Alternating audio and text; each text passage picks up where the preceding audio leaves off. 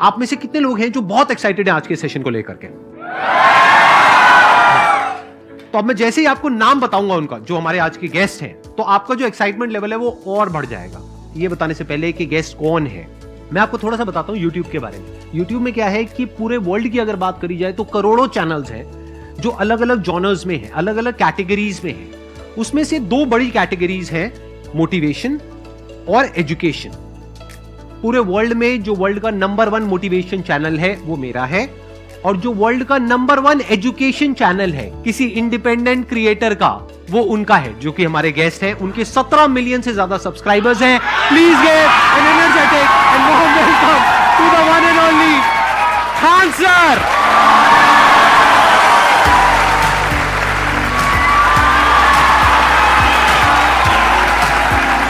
क्या हाल चाल जी, कैसे हैं आप?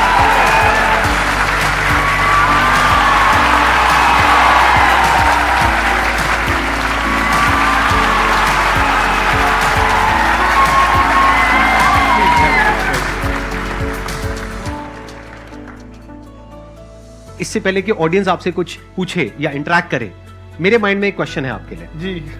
जो बच्चे हैं वो आपके इतने दीवाने क्यों हैं, इतने पागल क्यों हैं आपके पीछे? मतलब मेरे कमेंट सेक्शन में भरा पड़ा था, खान सर कब आएंगे, खान सर कब आएंगे। मतलब ऐसा क्या जादू कर दिया आपने बच्चों के ऊपर? ये सवाल हम आपसे भी पूछते हैं, हमारे पे भी इतना कमेंट आया, इतना मेरे तो ऑफिस में लोग चले आए कि सर कब जा रहे हैं। अच्छा। क्योंकि हम लोग का तो एग्जैक्ट है, वहीं पढ़ाना है। हाँ। तो देखिए, हम लोग का मेन है कि बच्चों को जो जरूरत रहती है कि अगर लड़का पढ़ने आया है ना, उसके मन में कोई डाउट ना रह जाए। हम उसको कहते हैं कि हम तुम्हें पढ़ा रहे हैं, दम है तो भूल के दिखाओ, याद करके नहीं।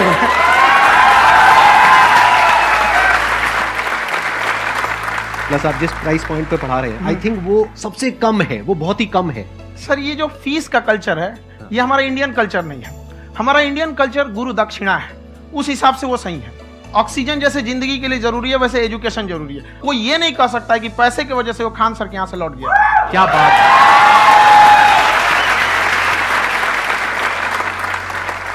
मैंने देखा कि आपका ये जो चैनल है कि ये पिछले 3 साल के अंदर अंदर ही ग्रो किया है। हमको जब चैनल शुरू हुआ तो ये एक दिन में हम 4-5 वीडियो बनाए। एक हमको कुछ आता, आज भी नहीं आता इतना, तो हम देख के कैमरा उमरा तो हम कंफ्यूज हो गए, बाप रे। तो हम एक ही दिन में वीडियो शूट किया, पढ़ाने वाला टॉपिक था हमको। उसके बाद कभी वीडियो नहीं, 6-7 वीडियो एक ही बार शूट कर लिए। और एक जो थे जिनका कैमरा वगैरह था, मेरे पास कैमरे भी नहीं थे उस टाइम, और कैमरा 35,000 का था, तो 6 महीना इसी में लग गया। जो 35,000 इसी में फंस जाएगा। तो उनके कैमरे से शूट किए, उन्होंने कोई चार्ज लिया, उसके बाद हम छोड़ ही दिए। लॉकडाउन लगा, तब हम कहें आप कैसे पढ़ाएंगे, वो तो 1 दिन 2 दिन करते करते अचानक लंबा हो गया। तब हमको याद आया कि ओहो, मेरा एक चैनल भी है वहाँ पे। तो उस समय उस पर लगभग 30,000 सब्सक्राइबर हो चुके थे।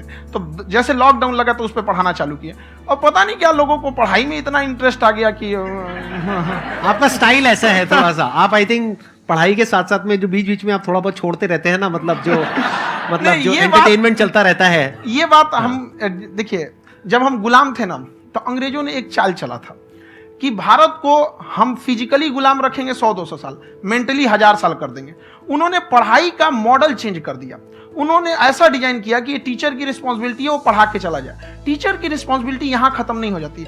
पढ़ाना तो कोई भी पढ़ा सकता है, टीचर की इससे बड़ी रिस्पॉन्सिबिलिटी होती है उसे समझाना। वो समझा कि नहीं समझा। अगर लड़का आपके समझाने के बाद डाउट रह गया तो ये आपकी गलती है। लड़का हमसे पूछता है, सर इतनी भीड़ है आपके पास, तो कहते सर डाउट कैसे पूछेंगे? हम कह रहे यार तुम्हारा डाउट बचेगा तब ना पूछेगा तुम डाउट यहाँ पे।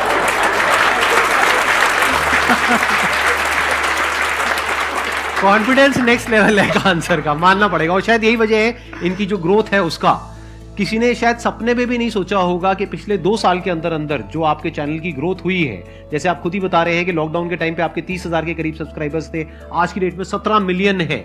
और मेरा एक क्वेश्चन और है, इससे पहले कि ऑडियंस में से आपसे कोई क्वेश्चन पूछे, कि कई बार आप ऐसे भी टॉपिक्स टच करते हैं जो थोड़े से कंट्रोवर्शियल हैं या थोड़े से सेंसिटिव हैं, जिसके ऊपर बात करने की हिम्मत आई थिंक बहुत ही कम लोगों में है।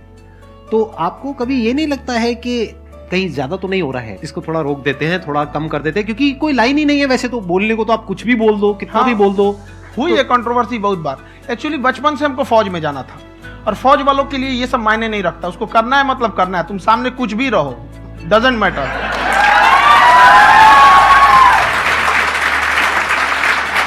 और मैंने YouTube पे देखा कुछ वीडियोस में कि आपका जो इंस्टीट्यूट है वहां पर आज से कुछ साल पहले कुछ बम गिरे थे। हाँ, कुछ गिरे थे, कुछ तो बहुत सॉलिड जगह गिरा था, फटा नहीं वो। मतलब आपके आसपास? हाँ, बम को भी पता है कि टीचर की इज्जत किया जाता है। क्या बात है, क्या बात है।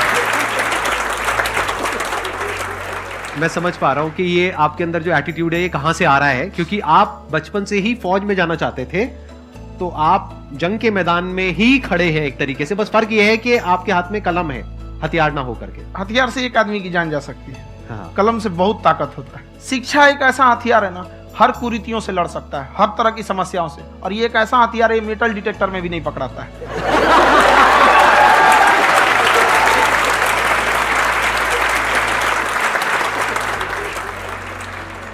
मेरा क्वेश्चन ये है कि अभी प्राइवेट ऑर्गेनाइजेशंस में पीटने का, पनिशमेंट का ये सिस्टम जो है खत्म हो गया है। हम आपके वीडियो में देखे हैं सर कि आप एक बड़ा सा रोल रखे रहते हैं, पुलिस वाला लाठी है वो, पुलिस वाला लाठी है, और स्टेज पे बुला के बच्चों को उसी से धुनाई शुरू कर देते हैं मस्त एकदम से, है ना।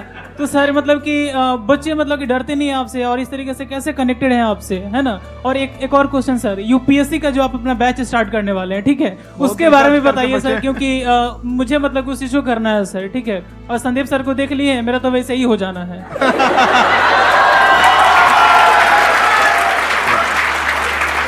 क्या हो जाना है? मेरा पूरा कंप्लीट करो। I'll be an IAS officer next year because I have seen you sir. My day is like complete sir. All the best. Thank you so much sir. Thank you. पूरा बोला करो। Thank you. देखिए, लड़कों को जहां तक पीटने की बात है, जब पढ़ाने की बात आएगी तो उसको हम पूरे बेहतरीन ढंग से पढ़ाएंगे। लेकिन जब सजा देने की बात आएगी ना, तो वो भी बेहतरीन ढंग से होगा। ऐसा थोड़ी होगा कि बस एक ही चीज बेहतरीन ढंग से होगा। और डर का होना बहुत जरूरी है। ये डर भी अपने आप में एक मोटिवेशन है, क्योंकि जब आपके अंदर एक थोड़ा सा डर रहे ना, तो डर के भागिए मत। एक ऐसा डर जिसको आप लगे कि नहीं नहीं थोड़ा सा और करने की जरूरत है, फिर तो ये हम इसको क्रॉस कर जाएंगे आप।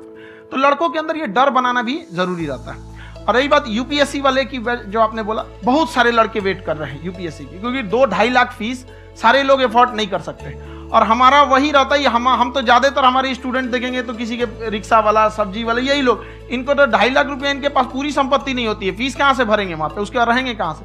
तो ऑल ओवर इंडिया से, कश्मीर से कन्याकुमारी तक, गरीब से गरीब भी लड़का उसको पढ़ सकता है। यही कुछ 1000 रुपये मंथली, 12-14 हजार साल का पड़ेगा, खत्म हो जाएगा इतना में।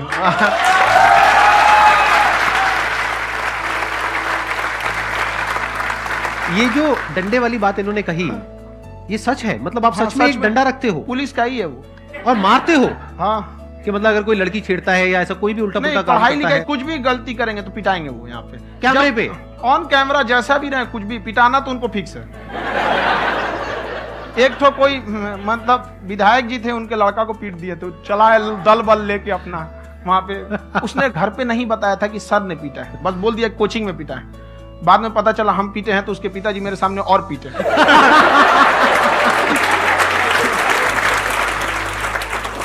सर आपका सबसे बड़ा डर क्या है, आप दोनों का?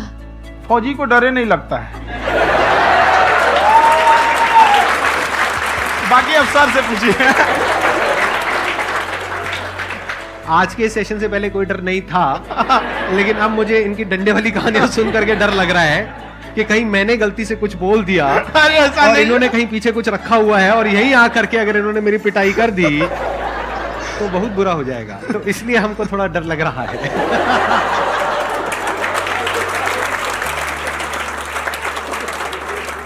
आपकी डेली कितने घंटे क्लासेस होती हैं? 6-7 घंटे। अभी भी खुद ही करते हो आप? हाँ, खुद ही हमारे स्टाफ परेशान रहते हैं। हम 1:30-2 बजे सोते हैं, सुबह 6 बजे उठ जाते हैं, परेशान रहते हैं। यार इतना क्यों करते हो, है ना? कभी तो उनको भी साथ साथ लगना पड़ता है ना? उनको साथ साथ लगना पड़ता है। हम जग गए तो कोई सोया थोड़ी रहेगा, परेशान रहते, दिन में सोते ही नहीं है बेचारा, कहीं कहीं जाके सोते रहता है। तो हम सीट बांध दिए कि भाई तुम इस समय सो जाना, तुम इधर सो जाना। आपकी शादी हो गई या नहीं हुई अभी? मेरी खुशहाली देख के आप आइडिया लगा सकते हैं।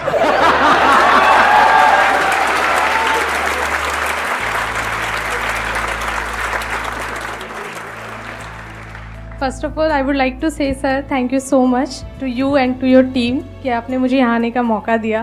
एंड सर अब तक मैंने आपको सिर्फ फ़ोन या लैपटॉप में ही देखा है दोनों को, आज फर्स्ट टाइम लाइव देख रही हूँ तो बहुत अच्छा लग रहा है। तो मेरा क्वेश्चन ये है सर आपसे, जब हम लाइफ में कोई डिसीज़न लेते हैं कि हमें ये पर्टिकुलर चीज़ करनी है, और क्योंकि हम डिसीजन लेते हैं तो हमारी आदत है कि पहले हम 4 लोगों से पूछते हैं कि तू बता तेरी क्या राय है, तू बता तेरी क्या राय है।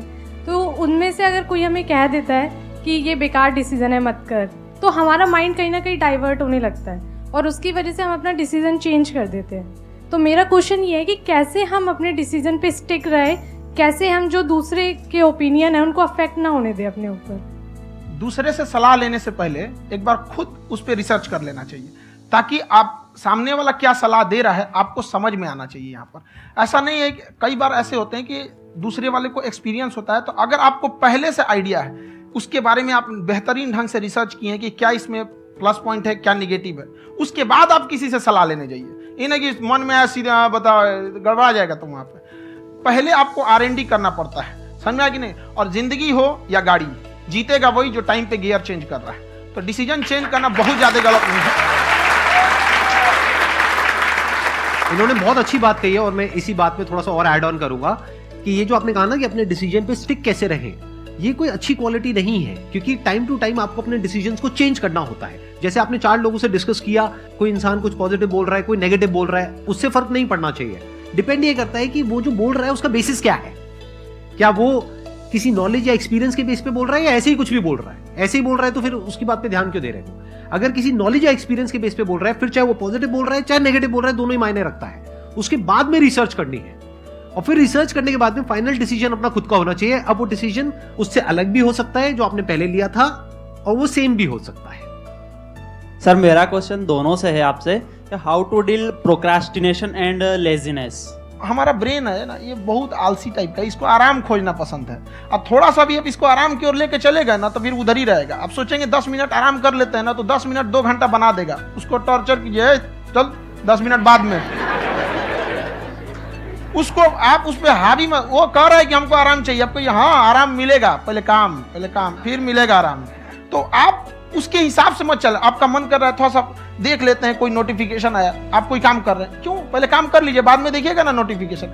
आप हावी मत होने दीजिए यहाँ पे। अगर आप 5 मिनट भी थोड़ा सा लूज पड़े ना, थोड़ा सा कमर सीधा कर लेते हैं, 2 घंटा बर्बाद कर दिया आपको। हावी मत होने दीजिएगा उसको अपने ऊपर। प्रोक्रेस्टिनेशन को तोड़ने का एक ही तरीका है, सबसे छोटे लेवल पे ले जा करके उस गोल को तोड़ दो। यानी वो गोल बहुत बड़ा है, उसको ब्रेक डाउन करो, उसके सबसे पहले स्टेप पे आ जाओ कि उसको अचीव करने का सबसे पहला स्टेप क्या है। जैसे गाड़ी चलाना सीखना है, उसका सबसे पहला स्टेप क्या है? अगर घर में कोई नहीं है सिखाने वाला या सिखाने वाली, तो बाहर जा करके जो गाड़ी का ड्राइविंग स्कूल है उधर जा करके पैसे दे दो। अब फंस गए ना तो फंसा दो अपने आप को। दिमाग ये लगाओ कि अपने आप को कैसे फंसाया जाए। जब हम फंस जाते हैं ना तो फिर हमको वो काम करना ही पड़ता है। Then there is no looking back. जब तक आप सोच रहे हो तब तक सोच रहे हो, उसको बोलते हैं पैरालिसिस ऑफ एनालिसिस, कि आप सोचते चले जा रहे हो अपने माइंड में, मैं ये करूंगा वो करूंगा वो करूंगा वो करूंगा, और प्रोक्रेस्टिनेट हो रहा है, वो चीज टलती चली जा रही है। तो उसको छोटे से छोटे लेवल पे ब्रेक डाउन करके उसको कर दो, दैट इज नंबर 1। और जैसे ही करना शुरू करते हो, कोशिश करो कि उसको जब तक कि आप सही से नहीं कर लेते हो उसको छोड़ना नहीं है, तो आपकी लेजीनेस भी खत्म हो जाएगी। कई लोगों को तो हमने देखा है जो सप्ताह में कुछ भी नहीं करता, वो भी संडे को आराम कर रहा है।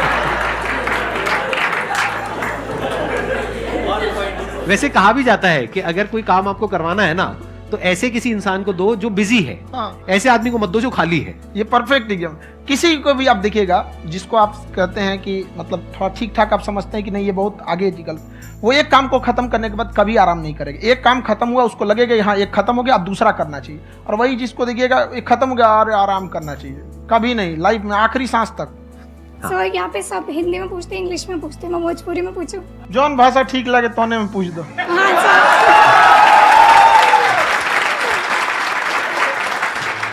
सर हम ये पूछे के चाहते नहीं कि जैसे हमने के पढ़ाई करे नहीं सन, तो कभी कभी डेली टारगेट्स जो होला वो कंप्लीट ना होला। अगर टारगेट्स कंप्लीट भी होला तो फिर ऐसा इरिटेशन या फिर वो एंजाइटी या फिर कि और करना है या फिर अभी नहीं हुआ, वो चीज हमेशा रहेला, तो वो कम कैसे करल जाए?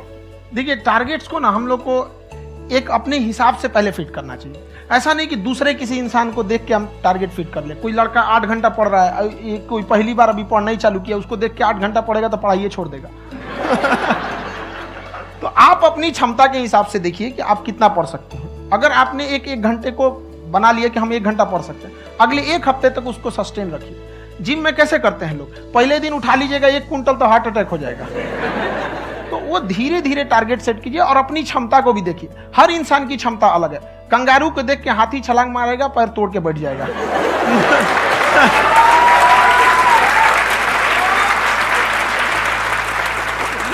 अब संदीप सर का मोटिवेशन देख के इसका मतलब क्या कि ट्रेन के आगे खड़ा हो जाएंगे, ढकेल देंगे तुमको। हालांकि ऐसा कर देते हैं, लेकिन ऐसा करिएगा लोग नहीं, क्षमता पता होना चाहिए। आपके अंदर एंजाइटी हो रही है कि मैंने कर तो लिया है। आप ये नहीं कह रहे कि मैंने कुछ भी नहीं किया है फिर मेरे को एंजाइटी हो रही है। आप ये कह रहे हो मैंने काफी कुछ कर लिया है फिर भी एंजाइटी हो रही है कि कहीं कुछ छूट तो नहीं गया है। तो बेसिकली आपको ये देखना है कि अगर आपके अंदर ये एंजाइटी हो रही है, that means you are a very good student. आप एक अच्छे स्टूडेंट हो। क्यों? क्योंकि बहुत सारे स्टूडेंट्स तो ऐसे हैं उनको पढ़ने के नाम से एंजाइटी होती है। तो आपको एंजाइटी हो रही है कि मैंने पढ़ लिया, दिन में मानो 8 घंटे का आपने टारगेट सेट किया और 6 घंटे पढ़ लिया, या मान लो 8 घंटे भी पढ़ लिया, फिर भी एंजाइटी हो रही है कि मैंने 10 घंटे नहीं पढ़ा। तो ये तो अच्छी क्वालिटी है ना, ये तो एक ब्रिलियंट स्टूडेंट की क्वालिटी है। क्योंकि एंजाइटी उसी को होती है जो केयर करता है, जिसको परवाह है, उसी की तो एंजाइटी होती है। जैसे माँ को अपने बच्चे की, जैसे एक माँ को अपने बच्चे के, जैसे एक माँ को अपने बच्चे को लेकर के एंजाइटी होती है। हंस लो मजाक उड़ा लो। कोई बात नहीं, एडिट कर देंगे इसको हम। हाँ।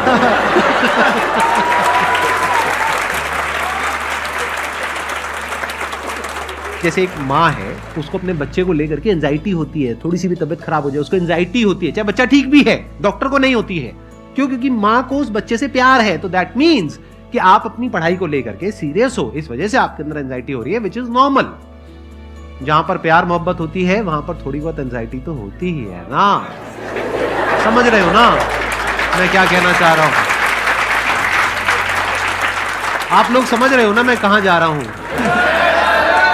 जब वो किसी और से बात करती है तो एंजाइटी होती है ना।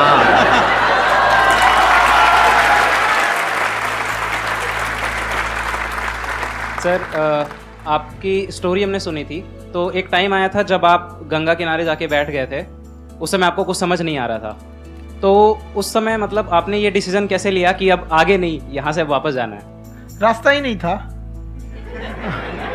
घर जाने के लिए एटलीस्ट 90 रुपए चाहिए थे, जेब में 40 रुपए थे। कैसे घर जाते हैं? और हम गंगा के किनारे चुपचाप बैठे बैठे हम कहें कि अब बहुत टेंशन हो गया, अब घर जाना चाहिए। रूम पे तो किराए के रूम पे ही आदमी सारे लोग रहते। गए वहां पे तो रूम लॉक हो गया था। तुम खटखटाए तो ऊपर से गुस्सा से बोले जो ऑनर थे, क्या टाइम हो गया है? तुम कहे 9-10 बज रहा होगा। घड़ी देखिए तो 2 बज रहा था रात का, 2-2:30 बज गया था वहाँ। टेंशन में आप तो होता है, कई बार ऐसा समय आएगा कि लगेगा जैसे अब कुछ नहीं हो सकता है। तो इससे घबराना नहीं है। कभी कभी गुच्छे की आखिरी चाबी भी ताला खोल देती है। जो बातें आपने बताई कि घर में प्रॉब्लम्स ये तो बहुत लोगों ने फेस करी वहां पर। आप अकेले नहीं है, बहुत लोगों ने ये प्रॉब्लम्स फेस करी, बहुत तरह की प्रॉब्लम्स देखी, बहुत तरह की स्ट्रगल्स देखी, लेकिन वो सब इतने कामयाब नहीं हो पाए जितने कि आप हुए। तो आपके अंदर ऐसा कुछ ना कुछ है जो औरों के अंदर नहीं है। तो वो मैं जानना चाह रहा हूं कि वो ऐसा क्या था जहां से कि आपका दिमाग यहां तक सोच पा रहा है कि मैं पूरे इंडिया में इतने बड़े लेवल का चेंज लेकर के आ सकता हूं, एजुकेशन फील्ड में रेवोल्यूशन लेकर के आ सकता हूं। ये सोचना ही बहुत लोगों के बस का नहीं है। मेरी एक खुद की थिंकिंग, अगर हमको कोई 100 रुपए किसी काम के लिए दिया, हम सबसे यही करते हैं, तो हम कोशिश करते हैं उसे 200 का रिटर्न दे। अगर कोई हमसे 200 रुपया फीस दे रहा है, 250 दे रहा है, तो हम उसको ये कोशिश करते हैं कि तुम्हें ऐसा लगे कि नहीं भैया हमने 10-20 हजार का पढ़ लिया यहाँ पर। वो ईमानदारी से कभी कमी है। और हमेशा अगर हम प्रॉमिस X का करते हैं तो डिलीवर 4X करना चाहते हैं। ध्यान से सुनना और ध्यान से समझना इस फर्क को। अगर आप समझ पाए तो बहुत आगे जाओगे लाइफ में। एक वो होते हैं जो ये सोचते हैं कि हमें सब कुछ मिल जाए, हमें कुछ भी करना ना पड़े। दूसरी कैटेगरी होती है लोगों की जिनको जितना मिलता है उसमें भी चोरी चकारी करते हैं या कोशिश करते हैं कि उससे कम दे सामने वाले को जितना कि हमें मिल रहा है। तीसरी कैटेगरी होती है लोगों की जो इनके जैसे लोग होते हैं। वो क्या करते हैं? वो ये सोचते हैं कि अगर मैंने किसी से 1 रुपए भी लिया, देखा जाए तो 200-250 रुपए कुछ भी नहीं होता है, 200-250 रुपए अगर मैंने लिया तो कैसे उसको 400 रुपए की वैल्यू दूं। ये जो थिंकिंग है ना, यही एक फर्क होता है एक ऐसे इंसान में जो बहुत आगे निकल जाता है और उस इंसान में जो मीडियोकर रह जाता है। आप अपने आप को अपने आप के ऊपर समय दीजिए, उसको डेवलप कीजिए। जब आप अपने आप के ऊपर खर्च करते हैं तो आने वाले समय में लोग गूगल पे आपको सर्च करते हैं। क्या बात है सर, ये आपने अभी बनाया है या ये कोई पुराना आपका वो है? बनते रहता है इसे, फ्लो में बन जाता है। आपके अंदर ना सर एक कवि छुपा हुआ है कहीं ना कहीं जो बाहर आना चाहता है। कभी ना कभी आपने सोचा होगा कुछ कभी कभी देखिए एक चीज है, संगत का बहुत अच्छा असर पड़ता है। ये चीज को हमेशा, संगति का मतलब लोग हल्के में ले लेते हैं। संगति का मतलब होता है संग संग गति। तो अच्छे लोग के साथ रहेंगे तो संग संग अच्छी गति होती जाएगी, खराब में रहेंगे तो ये भी होता है। बट अपने आप को थोड़ा सोचना चाहिए कि हम केवल जी के मर जाएं इसके लिए नहीं आए हैं। लोग कहते हैं कि सर नाम क्यों नहीं बताते अपना। हमारी एक ही सोच है कि जाने के बाद इस दुनिया से हमको मतलब एक चीज देना चाहते हैं स्टूडेंट्स को, कि वो याद करें कि इस पैसे की भाग दौड़ की दुनिया में हर कोई दोनों हाथ से लूटने में लगा है, खाली हाथ जाने के लिए, ये सबको लगा है। तो हर कोई को ये सोचना चाहिए कि था कोई इंसान जो इतने कम फीस में इतनी शिक्षा जो महंगी थी, जो कमाने का रास्ता था, उसको भी एकदम कंपटीशन इतना कर दिया कि अब लोगों को अपनी फीस बढ़ाने में डर लगता है कि अरे यार, लड़का कमेंट करता है कि खान सर इतना ले रहे हैं, आप बहुत बड़ा टीचर हो गए।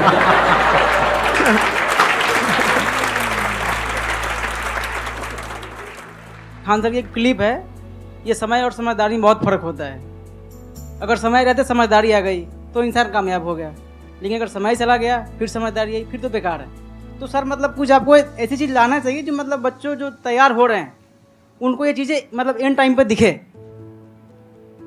समझ रहे हैं आप मेरी बात? नहीं समझ?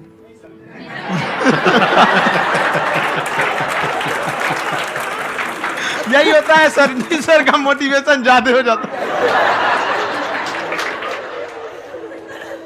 जब आप स्ट्रगलिंग फेज में हैं तो कम से कम चीजों को अपने ऊपर खर्च कीजिए, ज्यादा से ज्यादा सीखने में खर्च कीजिए। अगर आपको राजा बनने का शौक है तो गुलाम की तरह मेहनत करना सीखिए, तब राजा बनेंगे।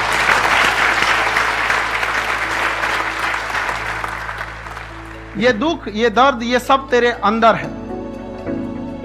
तू अपने बनाए इस पिंजड़े से बाहर निकल के देख, तू अपने आप में एक सिकंदर है।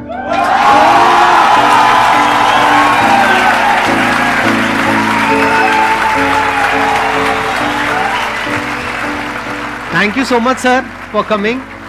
बहुत मजा आया मेरे को आपके साथ में इंटरेक्ट करके। आई एम श्योर आप लोगों को भी बहुत मजा आया होगा।